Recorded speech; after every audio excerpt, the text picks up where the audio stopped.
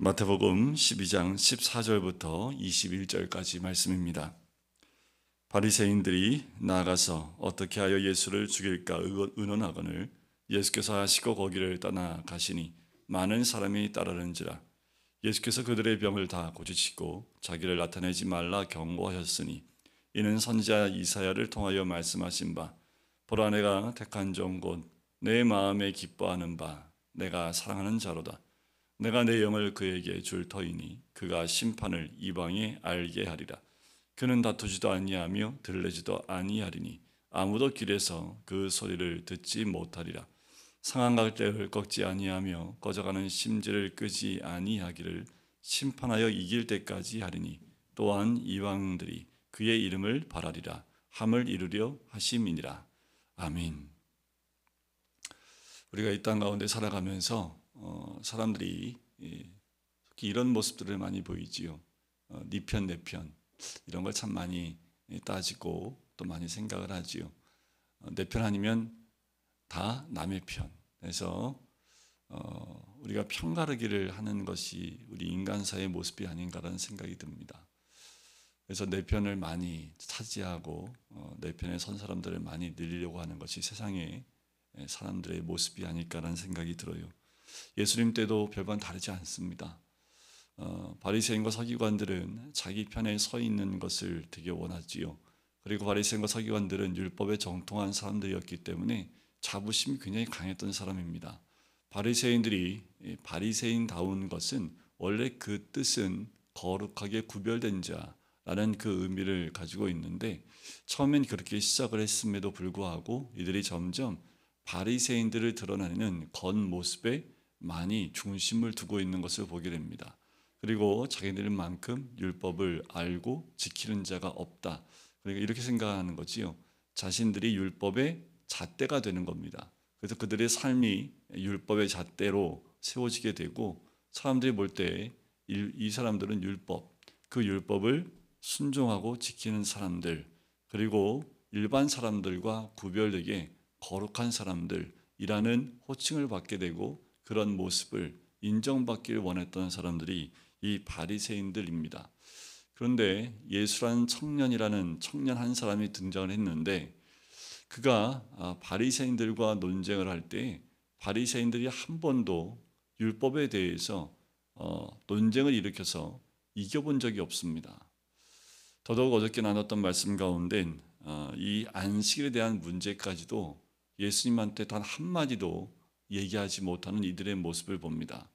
이들 가운데 이 예수님의 모습을 보면서 어떻게 결정했냐 하면 처음에는 예수님이라는 분이 나타났는데 이분이 대단한 분으로 능력도 권능도 말씀도 굉장히 능력 있는 분이었기 때문에 바리새인과 서기관들 가운데 여러 가지 이 예수님을 놓고 논쟁이 있었다고 합니다. 어떤 논쟁일까요? 우리와 같은 편이냐? 아니면 또 다른 어떤 새로운 신흥 세력을 유지하려고 하는 그런 리더인가? 아마 이런 부분에서 논쟁이 있었던 것 같아요. 그래서 실제로 예루살렘에서 바리새인들을 급파합니다.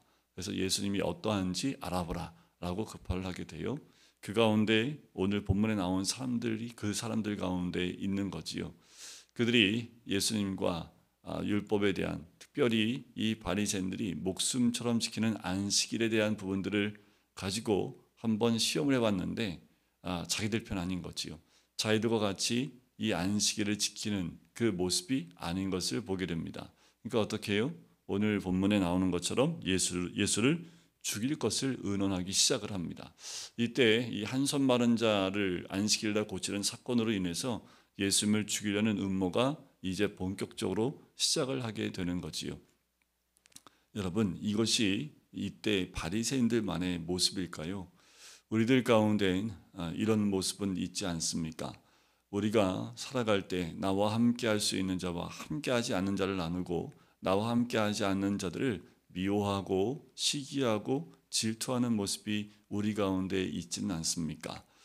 어저께 저희 교회에서 한 30-40명의 목회자들이 모여서 특별한 순서를 좀 가졌습니다. 성경을 다 한 분한테 배웠는데 십몇 년 동안 그분한테 배웠던 분들 가운데 연락이 단 분들이 한 30-40명 목사들이 모여서 특별한 시간을 가졌습니다. 그러니까 처음 저희가 기수를 나누기도 했는데 처음부터 함께했던 그분들부터 시작해서 12, 3기까지 이렇게 좀 10년이 넘게 이렇게 사이가 벌어져 있는 그런 목회자들이 나이도 차이가 있고 했던 목회자들이 한 30-40명이 모였는데 보면서 느꼈던 건 뭐냐하면 처음에 신학을 준비하려고 성경을 공부했던 그 마음들은 다 동일했구나라는 생각이 들었습니다. 그리고 모여서 말씀으로 하나가 되셨던 그때를 기억하면서 말씀으로 십몇 년의 차이가 있고 시간이 흘러도 목사들이 이렇게 한 마음이 될 수 있구나라는 것을 어제 한 번 더 깊이 생각해보고 또 은혜 받았던 시간들이었습니다. 말씀 안에 하나가 되는 것 참 복되고 얼마나 기쁜 일이고 얼마나 감사한지 모릅니다. 바리새인들은 말씀 안에 하나가 되는 것이 중요한 것이 아니라 자기 뜻에 맞는 것에 하나가 되길 원했던 거지요. 여러분들 우리가 교회 안에서 하나가 되어야 되는 건 다른 거 아닙니다. 예수 그리스도 안에서 하나가 되는 거지요.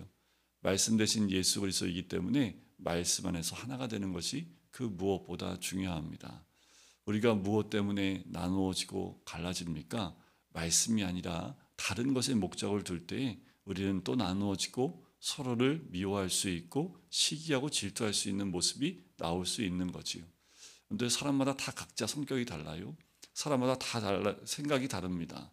그렇기 때문에 우리 믿음의 공동체 안에 또 하나님을 믿는 모든 사람들 그 안에서는 다른 것으로 서로 나눠지는 것이 아니라 말씀으로 또 예수 그리스도 안에서 하나가 되는 것이 참 중요하지요. 자, 그렇게 예수님을 죽이려는 의논이 하는 것을 예수님께서 아세요. 그래서 거기에 떠나시지요. 그래요. 이런 음모들이 왔다 갔다 하고 나누어지고 싸워지는 그곳에는 예수님이 함께 하실 수 없는 거지요. 그래서 떠나가시는데 많은 사람들이 예수님을 따릅니다. 자, 왜 따랐냐면 15절 중반에 보니까 예수께서 그들의 병을 다 고쳐주시기 때문이라는 거지요. 많은 사람들이 따르는 이유는 한 가지였던 것 같아요. 자기의 유익을 위해서, 자기의 질병을 고치기 위해서, 또 많은 사람들은 질병 고친 자들을 보기 위해서 따랐던 것 같아요. 그러면서 그들의 병을 하지만 우리 주님은 다 고쳐주십니다. 그리고 16절에 보면 자기를 나타내지 말라 경고하시지요. 그래요. 말씀 대신 예수 그리스도를 따르는 것이 아니라 병을 고침받기 위해서 나온 사람들에게 주님은 자기를 나타내지 말라 경고하시는 거지요. 예수님을 나타내지 말라 그들에게 경고하시는 겁니다. 왜요? 그들이 나타내는 예수님의 모습은 뭘까요? 자기의 유익을 채우고 자기의 아픔만 치유받고 자기의 병이 나음 얻은 것에 대해서만 이야기하기 때문에 예수님이 아무 말 하지 못하도록 그 입을 막은 거지요. 우리가 예수님을 전할 때는 예수님이 어떤 분으로 전달되어야 되겠습니까? 나를 위해서, 나의 유익을 위해서 예수 그리스도를 만나는 것이 아니지요. 제일 중요한 것은 나를 위해, 내 죄를 위해 십자가에 죽으시고 또 부활하신 예수님을 전해야 되는데 우리의 연약한 부분들 또 나의 필요한 부분들을 채우시는 주님을 전한다면 어쩌면 주님은 지금도 나타내지 말라 경고하실지 모르겠습니다. 그러면서 구약에 있는 말씀을 이야기하십니다. 이사야 42장 말씀인데요. 18절부터 21절까지 나와 있는 이 말씀은 실제로는 이사야가 고레스를 예언한 말씀입니다. 나중에 고레스라는 왕이 나오는데 이 고레스라는 왕이 이 유대인들을 다시 고향으로 다시 예루살렘으로 돌려보내는 일을 할 것이다 라는 예언을 할 때 이 고레스에 대해서 평가하는 말씀이 이거예요. 내 마음에 기뻐하는 바 내가 사랑하는 자로다. 내가 내 영을 그에게 줄 터이니 그가 심판은 이방에 알게 하리라. 실제로는 고레스에 대한 예언의 말씀이지만 더 멀리 뒤에 메시아에 대한 예언으로서 완성이 되는 것입니다. 그래서 예수님께 대해서 이사야 말씀을 마태가 이 말씀을 가지고 오면서 이것을 메시아를 통해서 이루려 하심이라 라는 것을 통해서 이사야 42장 말씀을 그대로 가져오는 거지요. 실제로 이사야가 고레스 왕이라는 그 사람에 대한 예언이었지만 실제로 이 본문의 말씀, 여기에 등장한 이 이사야의 말씀은 메시아의 특징과 메시아에 대한 사역 방향을 아주 자세하게 잘 묘사하고 있는 거예요. 메시아의 특징이 18절에 나옵니다. 뭐예요? 하나님이 사랑하시는 자라는 거지요. 두 번째는 주의 영을 부어주는, 그에게 줄 터이니 주의 영이 충만한 사람이라는 거지요. 그리고 세 번째는 심판을 이방에 알게 한다라는 겁니다. 주의 심판을 알게 하시는 분이다 라고 그 메시아의 특징 세 가지를 이야기하지요. 그리고 19절에 나오는 것은 메시아의 사역 방향을 묘사하는데 그 메시아의 태도도 세 가지로 나눕니다. 다투지 않으세요. 두 번째는 들레지도 아니하십니다. 소리를 내지 않는다는 거지요. 그리고 20절에 보니까 상한 갈대를 꺾지 아니하시고 꺼져가는 심지를 끄지 아니하시는 그분이라는 것을 메시아의 그 사역 방법에 대해서 세 가지로 또한 요약한 본문이기도 합니다. 예수님은 이와 같은 분이라는 거지요. 다투지 않으십니다. 그리고 소리도 내지 않으세요. 왜냐하면 자신을 드러내리지 않으신다라는 거지요.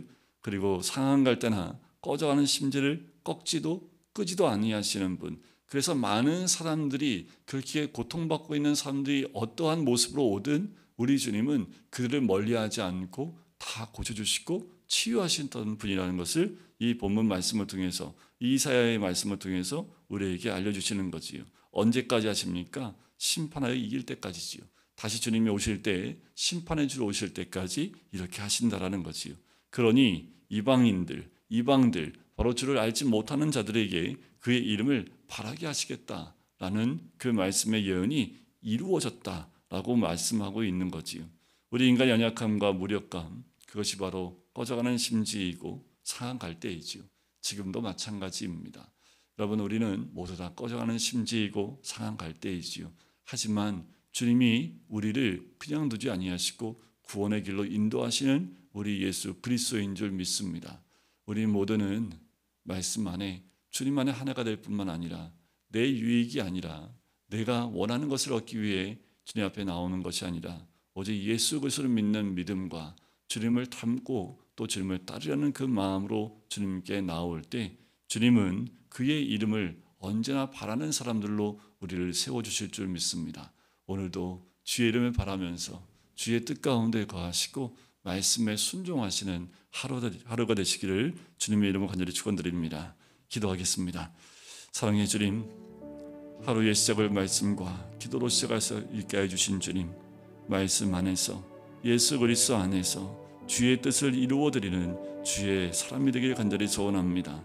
바리새인처럼 수많은 사람이 따라났던 그 많은 사람들처럼 자신의 뜻과 같지 않고 자신의 원하는 것을 얻으려고만 예수를 따르는 자들이 아니라 정말 예수님께서 이 땅에 오신 이유, 바로 예수님처럼 우리도 우리의 십자가를 지고 주를 따르기 원하시는 주의 마음, 아버지 하나님, 우리의 모습이 어떠하다 할지라도 우리가 그의 이름을 바라며 또한 주님을 따라가며 예수 그리스도와 함께 동행하는 주의 백성 될 수 있도록 축복하여 주시옵소서. 감사드리며 예수 그리스도의 이름으로 기도드립니다. 아멘.